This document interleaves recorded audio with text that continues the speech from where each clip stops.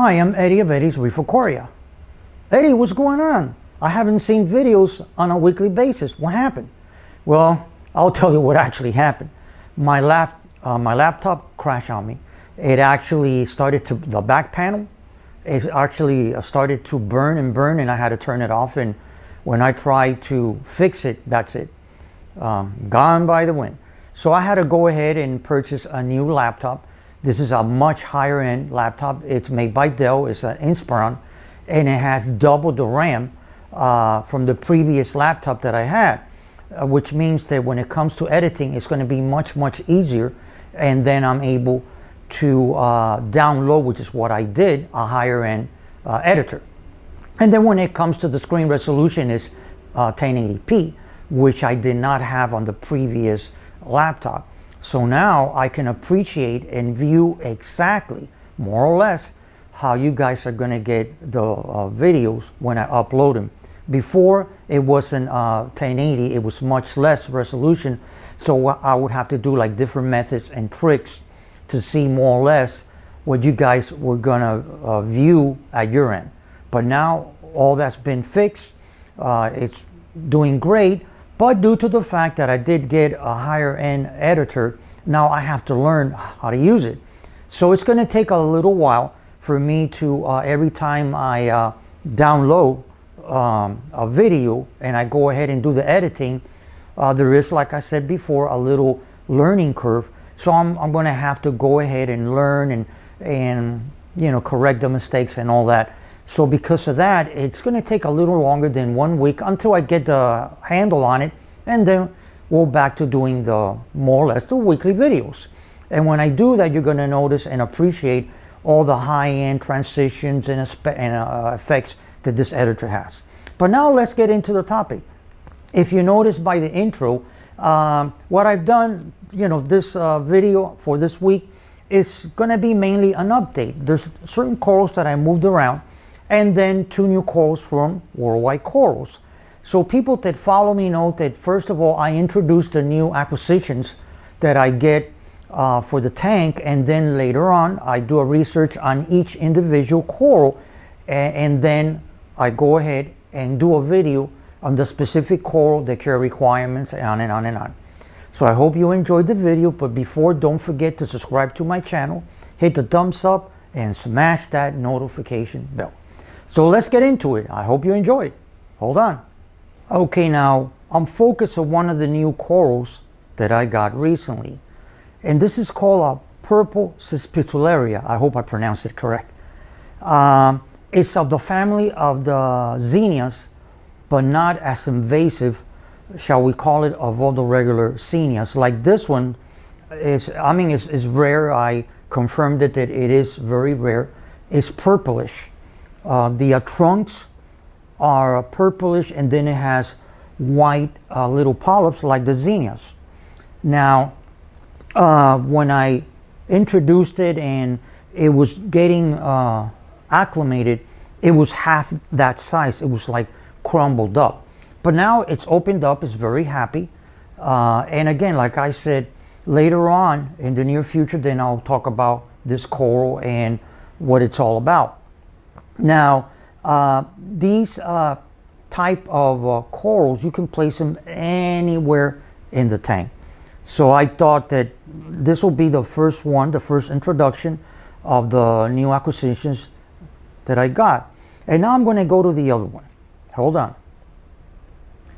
Now this second one is called a rainbow Stylopora.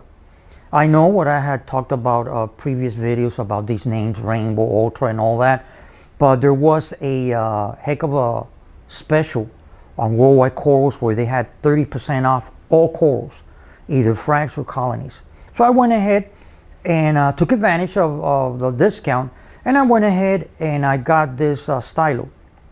I have had luck when it comes to Styloporas. If you follow me way back, you're going to notice that on the right hand side I had a purple stylo, and it was doing phenomenally well. But when I had an issue with the stability of the tank, where my phosphates were way up there or they were at non-traceable, then I actually started to lose and lose on that coral. Wasn't happy, and I actually ended up that I lost the coral. Because what I'm trying to do, and this I'm reiterating from previous videos, I have had issues when it comes to keeping SPS. And I mean, I've done my homework, I've talked to different people that know a lot more than me and all that, and I believe that what it might be was the up and down of the phosphates and the NO3s, the nitrates. So now I think they are in check because, well, I had to put a roll phos on the reactor, and I mean my PO4s ended up, I believe it was way up to like 28 or 26.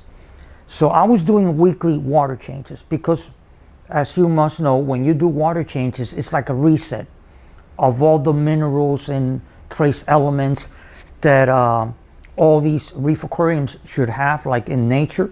Well, when you do a water change, you kind of do a reset. Not unless if you want to use products like, which is what I've used to use before, by Brightwell Aquatics, Replenish, which replenishes all those trace elements and you know, on and on and on. But I decided to do it to see if I can accomplish the same thing with water changes. Since this tank is not that great, big, it's 40 gallons, then I don't have the inconvenience of, you know, trying to do like, imagine a big tank, a 20% water change would be like 100 or 200 gallons and on and on.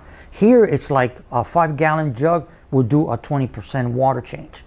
So I decided to go on and do weekly water changes for the last 3 weeks, and with the roll phos on the reactor and the water changes, I was able to manage my PO4s, and they were down to about 0.03 this last week when I checked them, because I do my complete chemistry weekly. Now my nitrates were a little low. They were between, I'd say, like 1 or 2 parts per million. In other words, there is a trace of it. Now what you have to remember, talking about this topic about traceable amounts of tests and all that, you do have to consider that, for instance, let's take the NO3, the nitrates. If I'm registering between 1 and 2 ppms, it's showing, of course, that I have a trace amount. But that's a trace amount after what these corals have consumed. So they're really not starving. They are taking in the nitrates, which all corals need, especially the SPS.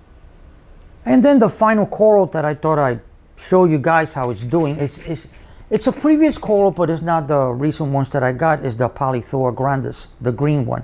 It's doing fine. It's settled down. As you notice, the disc, the head is opened up. There's 2 other little ones on the back. And so far, I don't see no problem. It's doing fantastic. Well, there it is. I hope you enjoyed the video, found it fun and educational. And if you liked it, hit the thumbs up and subscribe to my channel, and also hit that notification bell. Now, today is August the 24th, Wednesday. So like I mentioned before on the intro, now I'm going to download it to the computer, and tomorrow I'm going to start the editing process.